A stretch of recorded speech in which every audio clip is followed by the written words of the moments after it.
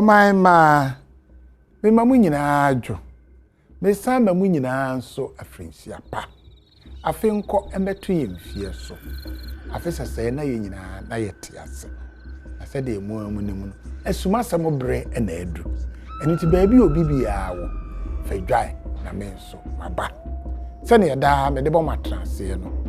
Niema bebre etime tutu onipa dasani ewo na brabom. Ya na wonte ase. Ebi ye eka bi a wo bebo a saa kachiri di no hu se ye ya ebaaye. Eno da nchen a abayade etime to yen. Ebedu so obeje wo ba ne nkwa no. Na odwetire kita wo nyina ase. Abawo nso time to yen pofiri mu na ye hu ne a ye ho. Na de edimu akotene koraa no eye oyire ana ukunu wu etu yen pofiri mu. Saa ne eme etutu yen ti ene ye nananom enya asensi bi si hose esumasem. Sanse ya na ne eme bi esuma yen wabrabom a ye hu ne kwatibia. Eni nti edwumadie ewa adom TV so no. Eno nso na ye nso ye gina aso. Ebi ansem a ye bekekan kan na bi ato pen. Na nso obehwe ne ma ye bekyerechire mu na saa brand de wanhuru ne nua to bre. Eni nti nya abotre na mabe no na menemo eba abekyerechire ne ma bi a ne ma ekoso ya brabom a ye nte ase no. Ibehu baabi a ibema ato. Medede nana osechum brifa. Kwa ubukuru wahene eneme. Me na me bedi dwumadi anim ede amamo. Ase de da ye no no. Edu saa bre ya na ye da ye ho ekoto nkra. Nti me to nkra mam na mo nso ma agye nkra no. Ye wi a de oho bia no. Be de beto am so.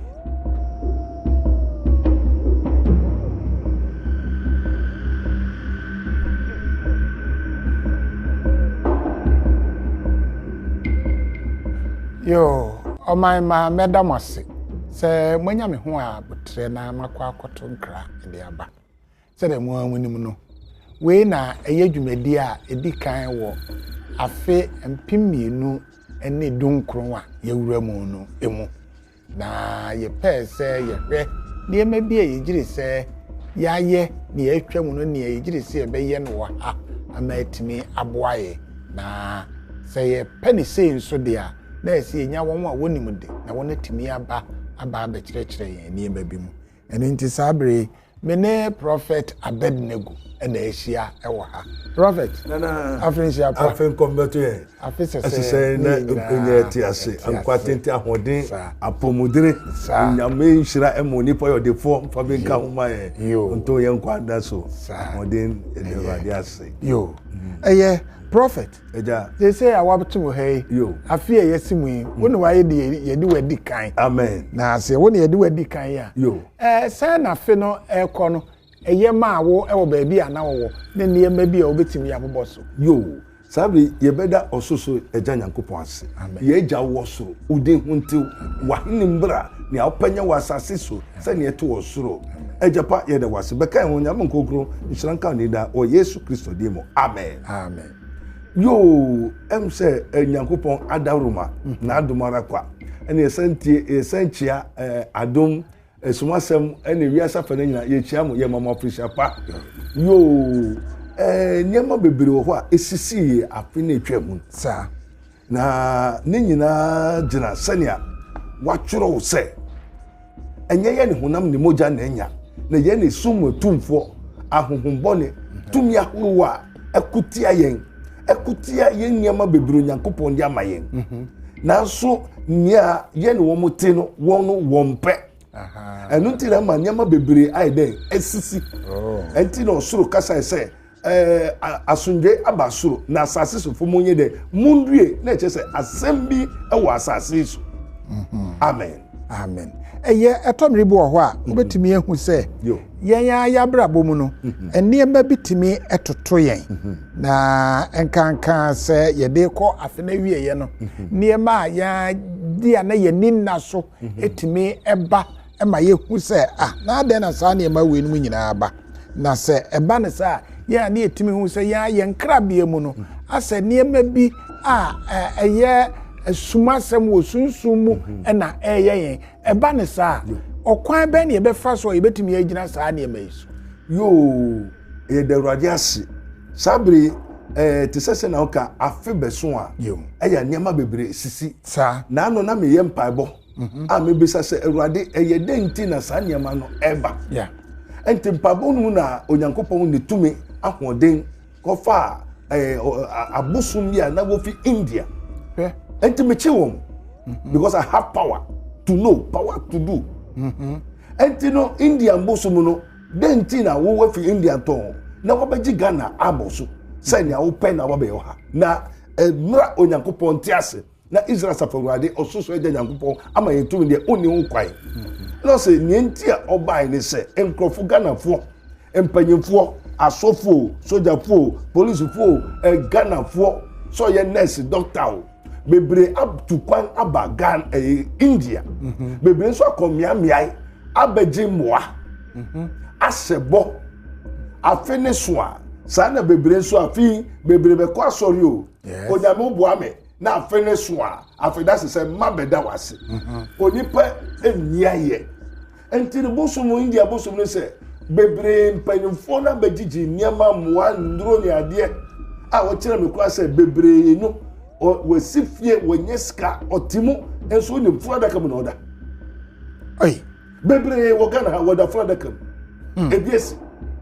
ye wo de abaifo no aton ama ndro anabusum na ye de wakosem na we die wakoje ade wakoje muwa afene so a onkoda ase enti tumi na nkasa ba Ghana ha oba beji ni edade ne anu abana asemna okai ni bosse se ne anoba wo bo no anoba no boy no enti waba na obeje ni sen oso bai no nipa ni se wanya ma no enti ono nya opebia onye de onfa enti unim obeka accident eno ena afeni bekwa wia enti abusum bebre tumi bebre no won no nya wo hie titiro a won fanda wase moja every strong spirit biara nya odi nya hoden odi te sa bayfo no ade nyina onyankopon kura oye honhom no moja oje moja enti tumi bia ye honhom bia no nya ama ne trase no ben no ye kese moja enti no ono obebo ayefi meni papa bia wakoje sikeduro a sika obeto 20 cedis wantuma ntua enti no oyeduro abeje na nkasa ne kra ne moja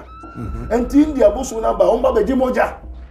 enti accident India afeni bekwa wie a ne emma sa nyama ne si no baby obi akwa bia koje mo bia no say suma yo say yedan yo afeni so a ese say wa bo ho ban once wakọ no one kọ hope one na ya pam o ma ni sika one na akwa pam enti afeni so a ese say okọ da ase okay na no na bebre enkoye enti edu afena sa tumi ahuru a bebre akoso a won kọ da ase tumi ne nso ebema urefi no no dia openo ne nsa de aka meni bebre wa wakoji bia afini so yin onka ode ne yiri ne kokoda ase what I say enti busu no ba bechile na anu ya na Awurade ma yeyi ni fimu onam no twhwe otwafi brim ni kotodwe nyama bebre enti afini bekwa wie a eye nsen eya dia eye esisei eda wiase ene onipa ntem anatumi ene onipa ntem se afeni bekwa wie a nia oboa ni ohwe wo so na esokoye de onkoda na se na onipa wirafi obebo na wirafi ntin afeni so a tumi na nkasa bosumi na nka suma na nkasa na eko ene okoje nia ono ye de epe enti se bebre ho anya aton nipa bebre ho onam so ya aton driver ya aton enti otumi bo wo mo nyina ano akose ka ba akumu na wa maka ne so bura na wanya moja eno ntina sa nyama nyina na wonwa ekokojeje sa neoma no yo na wo kire mu say ya na abawo na wifiri yo enti won wi afiri so akoye bibi ebi asika no nso aba pepepe ade na won ba won na won akọ no won wa pam no won nkobo won kokọ na emo no abufuo mu no na won de abesane yen a bibia anye yen a yen koji bibia no bo say yen moja na won de bekwa kotua sa de na ade ntia eyo efise kokwa obebo no ene sa de no mbato ene ni moja na yo ono beje enti no wo ho na se uhu se unu bia nya sika onti ase kwan bi ofa so nya sika no pe ese se umma wani enda ho se asemasi minimum na se de no nya sika sa pe na je se wa ye de wa frem na wo wenjina na wampa baby te so Nyankopon wamba his minister of Christ and a dispenser of the mystery of the kingdom of God ni ya nkyere wo se unua wo busu o papa wo fada wakoji sika duro no or the moon never be dase or the musika or the moon nyonya mu nhira tumi ne ba mu a ono ti ne baby fe so obi akọ wiade ne ye bọ ne dua ne o wiade not ho na obi o ti ne baby no ne obedi kwa de no ono na yekum no na okumi no de kokko no sente ho na kame ba bi sa se memi ame no wakwa pam yo mani so waba memi a eso de ade ne bebo me ma mi wuo no me de wagya ame won a ewo machi na wo de ade ne kọ e mantam won aden yo obo kokko mo no se o start kuma ko mienu miensa na watume akan yakọ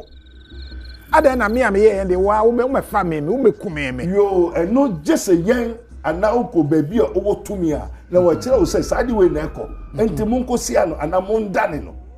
enti me wo ba ne ekọ wi ade na okọ bokro no ne okọ kum nipa akọji na duro a ne hunti mu bre no me dane ma nipa no na we no na nkese se wo kire wo asori no wo kire wo nyame fie wo kire asafo no what you say o say the secret thing belongs to God. But what has been revealed unto you is for you and your children to do it. Okay. And that's seven onyame pe. And this what they did chira unya kun se biribi koso wa brabo mu unyama pe esese o ye de ukonyankopon ho ukonyankopon ni pa ho na woko ye sade no nti ade bi obehu na enye no ye ho ade wo ye. Okay.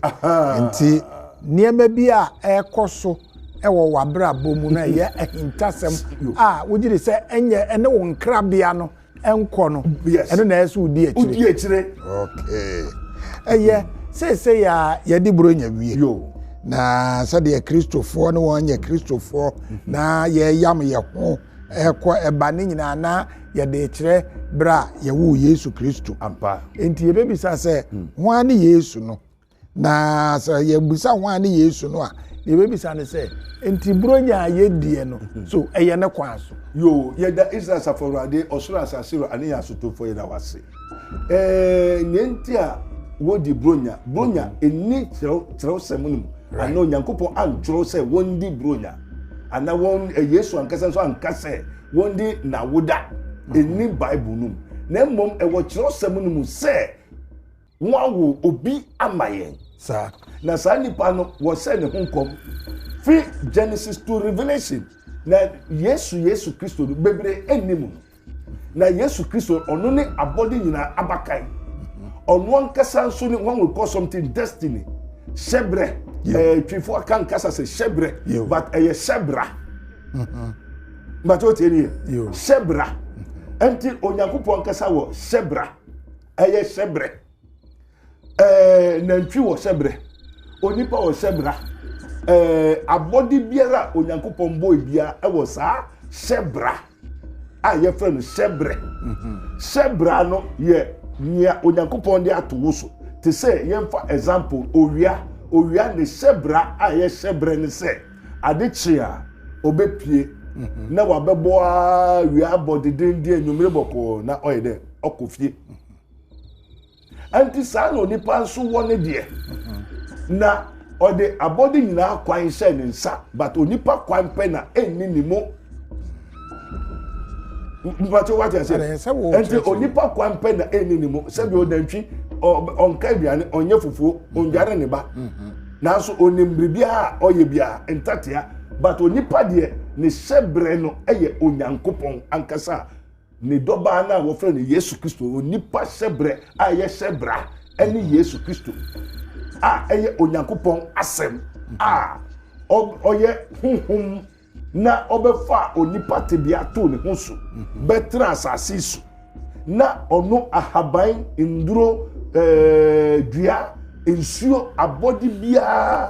ono Yesu Kristo no oye Onyankopon abodi nyina abakai no ono ne sa shebre no enti no nia wode be hye dua eno na obeye ma ade achi ade asa sa no nipa nso ne shebre no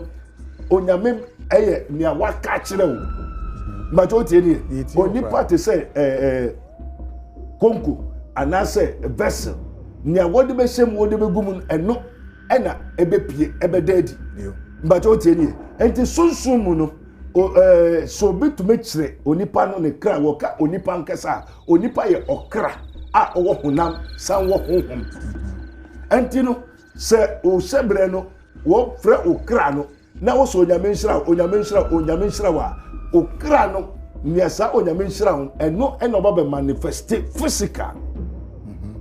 but o tie ni enti na ye ha yetumi bompa yetumi eye Yesu Kristo tumi suma na asem kosa yare yetumi ye bribi ko the whole world enti sa na obi okuta honhombo ne nso no ofra okra anajo na te sabefo na wasesa o sebra nia onyame ka fa ho na onyame aka kire wo anane wo wa mpae nhyira wode ama wo no sa tumi no a obi a okuta honhombo ne otumi sesa ne se ofra okra na no the wo sebra ama okra and it is written as man think so it becomes and this wo yi enkwa ahode nyinche papa ni firimu a no the owuo oha obre amane ebia na odi afa aboa okraman petu aponchi ye onipa bebre a wo ba ye ho a wo be hu so onipa bato okraman na ti ni mu aponchi na ti ni mu ebi ni example ti second Nebuchadnezzar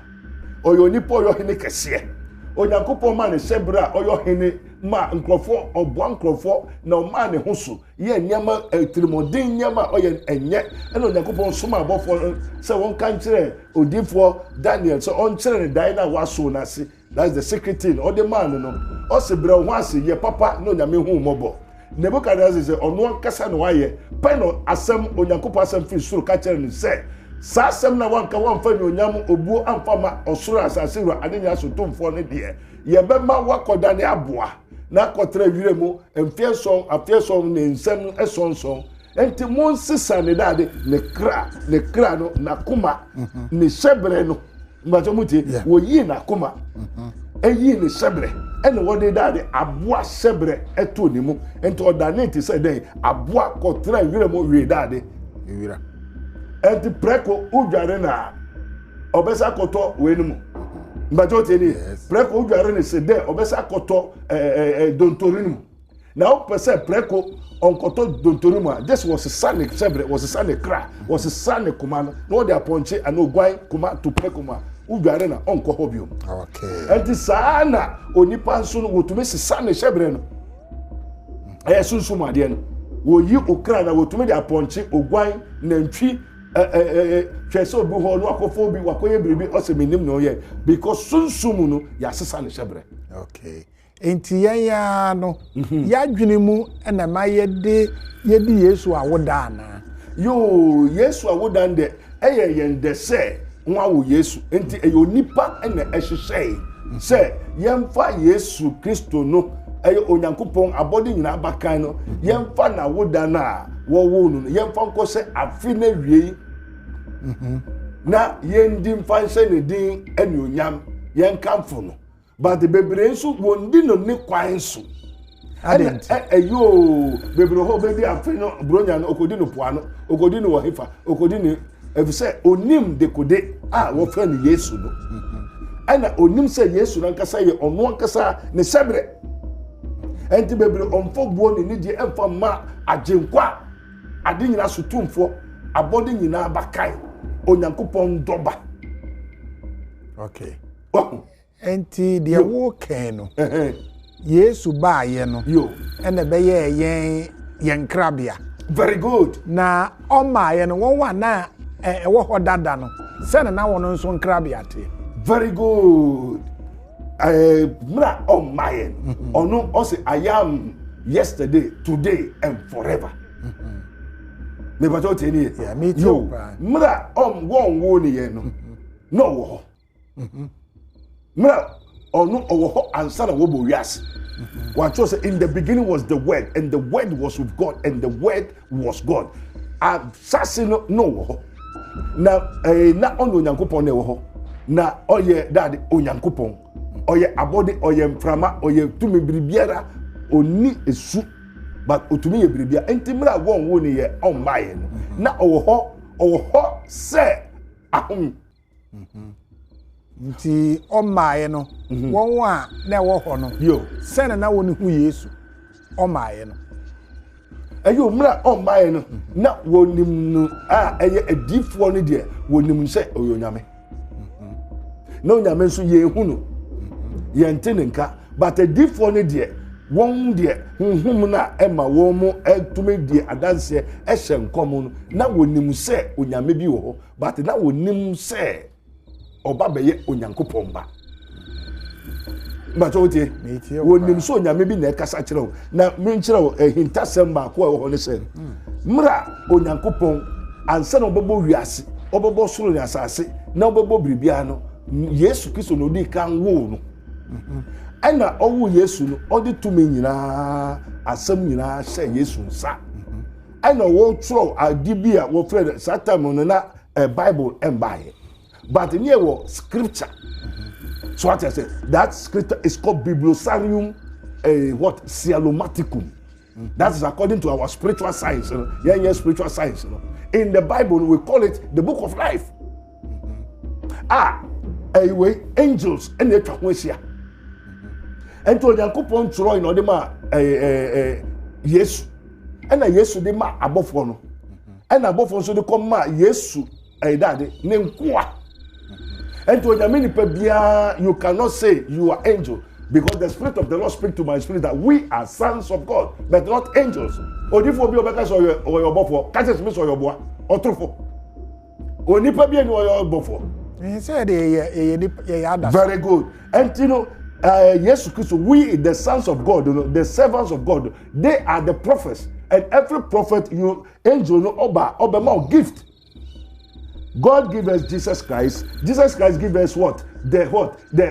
Holy Spirit, and the Holy Spirit give us the gift. But what it is, and to the human what trying or the ma yes, and the yes so the ma above one, and above one so the ma nipa, and you know between we and God, you know, there is what? The Holy Spirit, Jesus before God. But if you see Jesus, you see God. And it is the angel of the Lord that spoke to them. Angel of the Lord, because Jesus is King, Jesus is Lord. He has angels. So it is the angel of the Lord that communicate. Into yeno above all me fire anajo ye kohwe niama behwe koha adiwe ubisa no obe yenden also obetuma ye also yenden to say Ezekiel don't pay benyankwa also radu na nim. They are all angels. And the angels are no gift. Okay, gift, you know, of a more spiritual knowledge, skills. Why are we fast? Why then? Why are they? Okay. Now soon there, Abba. And the sophobia cast or your buffer or your trophy, and that's a evil stress. Amen. Yo, I was here for Sumasem and a motion or Adum TV. No, na mene prophet Abednego and a waha. We prophet. Yesu Christo Emma yem. Sen na ya na enyamsem didie na ewo ho. And Senate, Messiah my secret, one of the mysteries of mysteries, that's arcan of arcanum. Kese onyankopon bo sura asase, obobo bibian. What's onyankopon bo asase bo sura asase a eye Yesu. Because and Senate obobo sura asase no wa wo Yesu, the first creature. Yesu. And also onyame bo sura asase Yesu na boy. Right. Na Yesu boy no on the 7th day waka da edikan eyabofo. Right. Da to so me eyabofo. Da to so me ensa. Enti Joda brother no eyedin a wo de two eda no wo de tutu abofo. And na o se dansia and o de ya ade no. Na da so no oye de ostopoi. Enti da so eye abofo to so so no wanye adwuma. Enti wanye adwuma no wanye adwuma no Yesu oye de ostopoi and na o die or rest. And this Odano arrested there. Now, if you know, very good. Let's just say, and you are the this is called the administration of death. And I said, yes, remember, na a wufusum and a walk. I was some memory that you consider one soon consider memory that on question and then quarry. Uncle heaven, one question memory that on question. We call it administration of death and condemnation. In the Jesus Christ to stop Juma on the 6th angel time, 6th day. and no stop we until from that time a year wo ne ye no na nyo no onyankopon na ye adwuma enyo onyankopon e na wo som no na wo som no nyina wo som na de ahohom wo som abofo eno tira abofo no wodi odwan ne niama e ma wom until nya Mose be ye ni nyina we call a shadow at sunsuma Majote ya Mose ni musum nya ade kese ni sunsum no de ade kese ni sunsum enye correcting enye the true one also the love came by Moses and the truth and the grace came by Jesus enti Yesu Kristo and all this is saying no kware som no e bai na no kware som no ono so hia moja o but ni nyina wa ye no sunsum nti say the true worshippers must worship the Father in spirit and truth the true worshippers which means the old worshiping is what false. What you say? But it is not false. We call it a shadow. Enti apam dada ni musum ni nyina. Apam su dada ni musum nyina enya no kware. Ade enti na enya no kware. If say audience say mransa na mrane ye abofo eda. Na mrane nso no bribi eni wa eye papa. Na mran the letter kills eno so ekum. Enti mra Yesu Kristo ma ye suma wo hono wo friend ewufu som. That's the ministration of death and what? Condemnation. And no na ada nkofo da so enti Yesu ba no o say wambu sa da no because he is the Lord of what? The Sabbatic goat, Sabbatic the Sabbath a transcendental magic. Busum honhom. What you say? Onyankopon ye say abofo ne nsa. And this say Yesu Kristo abeyi fi mrana se Yesu Kristo abeyi fi abofo rase and we make me control abofo heaven and earth to me be enemy me so to me because I am a sons of God na sons of God o say na abofo ni nyina won kutu onyankopon ban and this say me onyankopon de ne ba abeje me na wa wo me na me maye onyankopon ba abofo ni se base and me no kwan say me kotwa agwan okoto abo bi biribi ma obofo abosom ya to me biara ya abofo enti biara ya abofo enti na ya waso obo a ade no me ne densia ne chese nanso no de wa yeduma dia or die or rest enti say yen Kristofo no yen so a yesom Yesu amakoto nyankopon brebe ne yen fa nhome na brebe ne yen fa nso enti sa home than the last day efe neba the first one enye correct because what can say that kro a sum ene high ene nya da right bone ene papa ene nya da enti no that kro no abofo bone ene abofo papa enti Paul said papa me pesa me ntumi ye na nya me pesa me ye eno na me ye what you say enti mra Yesu Kristo on my no ewufu so ministration of death ntumi ye papa ma ne nyeje also for to will is present but to do unya nka obeye papa but untumi ye enam ye etiwumu enti this flesh hunam we and the papa be anim mbachotie ena hunam we as a spirit na se enti the spirit has power over the flesh mbachotie and that spirit control flesh no evil spirit enti papa be anu obetuma ye mra Yesu maye enti Yesu Kristo ena wa be yen righteousness ye papa ye be yen Yesu wafa owu a yese yewu ni Yesu waje enti se ye onyankopon ba ewo Yesu Kristo so enti busum be ye mamu atanyina woni Yesu tumi biom we are no more under any evil spirit any rebellion spirit angels no ye nse wan se biom enti woni ho kwan se usan atwesu watu twesu go pe na wasa kotafro mbajo tiye ade a wompe owo ha wompe Yesu aje what to do so go why do you go there and then yes and sacrifice your ogwan nkoko and patesi nam nyama yedima ahohom or how owo emra beggarly elements they are beggarly okay womo ye nkofo womo sresrade ye wo tumi and to be say osuma obonsam and osuma befo a woni wo kwai so man because o se wase okay and the woman was his minister of Christ and the dispenser of the mystery of the kingdom me to be me frère boso mamo atanya me suma won me ma wo hwe amen yo abusuafo esumasem na mo hwe no mo fie mu no we na ye di kan ye si afefro di mu na sabre no o ma ye nkoton kramra ye ba ye be san to aso me ne prophet Abednego na wa ha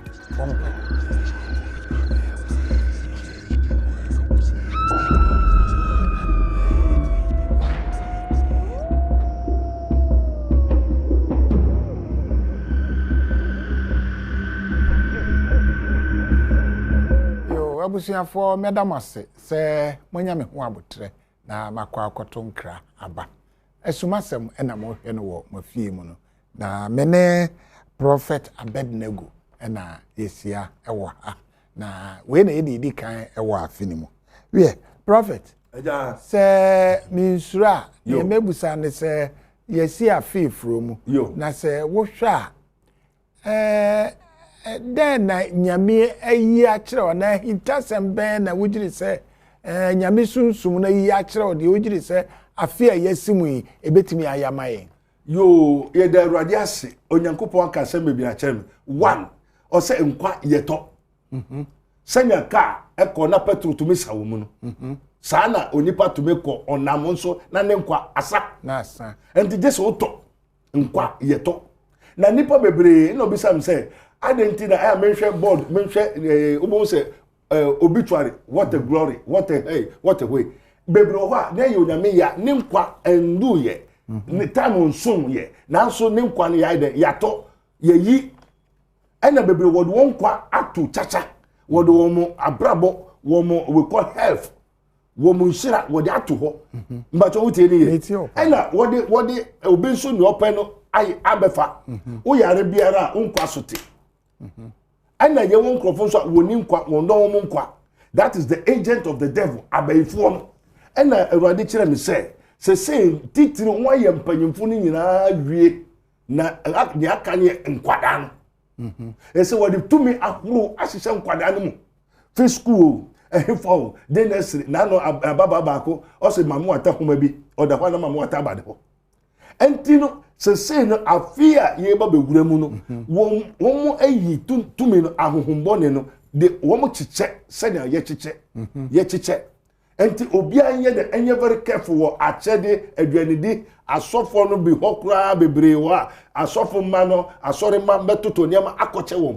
to just blind them wo katamwani etra wom so won hu hwe asore bebre so atrase se asore ma monko bebia na so no sori a no ko bebi enti asore bebre be bankrofo ba for counseling obisa no nyamya sem kra onim obisa no ene kra ne nipadua ne honhom onim entino ehia enkyerɛkyerɛ bebre sɛ yenko wiasa fa ne nyina nko ka sempa no enko ka Yesu Kristo adanse yendi no kware that is the truth na se atrunkuto sɛ nipa mpa no kware ntino wa soma honhom bia we call it a delusion spirit delusion to say ya frem adibia ya frem and they are sorry ni nyina fa kese 85% of the church in Ghana here asofo bebre abefo okwa sorry kofa okopa mu abom akoje se o frobe okoka na mesema onti o se loto no mo beba o so omeji we waton niama ena na no me se meso me koy oyira to na Awurade bi sam se oyira he na mo se ye ton me ko chiro bebi na maton paper na it says we cassette no se huma he ena Paul o chiro ton asori denimu adane marketing they are selling people's souls and Kofoba cancel obohu no samai de nachi obahwe no na asori num ye kumo pemfo ye kumo nkrofo ene ye de wo moja e ya asori na ye ma wiase nyina hu enti Awurade na bufu so aba se ekọ asori fie ekọ members no if say members no o masum oba no anka edisem wanka nkontompo atro a aso no omba open komse bajiska and necessary obi frame osofo ma aboka o enti kwame na obi frame na menyeska imagine and okoni na okopeska okoton ne kra the spirit of the Lord speak to my spirit that we are the sons of God osofo say for all draw sobra na menyeska bejelo to normal is it the word of God is it the man of God no okay enti say ya yes ya faithful mu no yes then na ye beye ye betimi hu say ye nam kwantre na eso eno ni kwantre ne say seek ye first the kingdom of God munjo nyagopo ahenie eye onipa ne hyebre ne kra eno na woka no oye bribi wosanse na menkasu besi ne tiase na woni asase aka kire no ogusu bobra bi na bra no ade ne nye ye a esesa wo hwehwe ni entia ade ne nkosa because o sebre ya sesa no